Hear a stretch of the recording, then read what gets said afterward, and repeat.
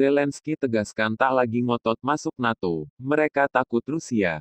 Presiden Volodymyr Zelensky menegaskan bahwa Ukraina tak lagi memaksakan untuk menjadi anggota NATO setelah mengetahui aliansi pertahanan itu khawatir akan konfrontasi dengan Rusia. Saya sudah meredam diri terkait isu ini sejak lama, setelah kami memahami bahwa NATO tak siap menerima Ukraina, ujar Zelensky dalam wawancara yang disiarkan ABC News, seperti dilansir AFP, Senin, tanggal 7 Maret. Ia kemudian berkata, aliansi itu takut hal-hal kontroversial dan konfrontasi dengan Rusia. Zelensky lantas menegaskan bahwa ia tak sudi menjadi presiden, negara yang memohon-mohon hingga berlutut. Kemungkinan Ukraina masuk NATO menjadi salah satu isu yang membuat Rusia naik pitam sebelum melakukan invasi pada tanggal 24 Februari lalu.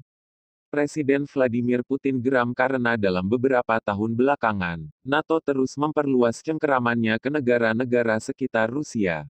Rusia menganggap perluasan wilayah NATO ini sebagai ancaman, terutama karena unsur-unsur militer aliansi Barat ini berada tepat di depan pintu negaranya. Di tengah peningkatan ketegangan ini, Rusia mengakui kemerdekaan Luhansk dan Donetsk, wilayah di timur Ukraina yang dikuasai separatis pro-Moskow. Tak lama setelah itu, Rusia mengumumkan operasi militer di timur Ukraina mulai tanggal 24 Februari lalu.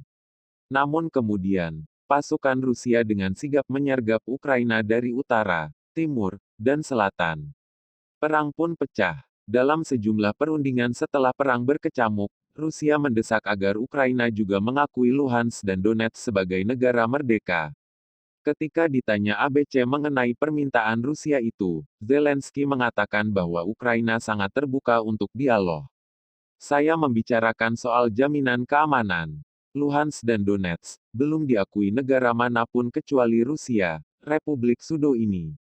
Namun, kami bisa mendiskusikan dan mencari kompromi mengenai nasib wilayah ini, katanya.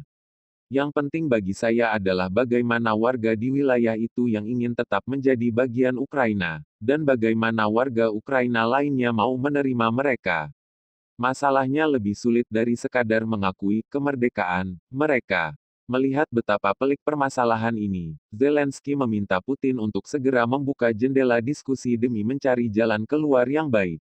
Yang perlu dilakukan adalah Putin mulai bicara, memulai dialog, ketimbang hidup di dalam gelembung informasi tanpa oksigen, ucap Zelensky.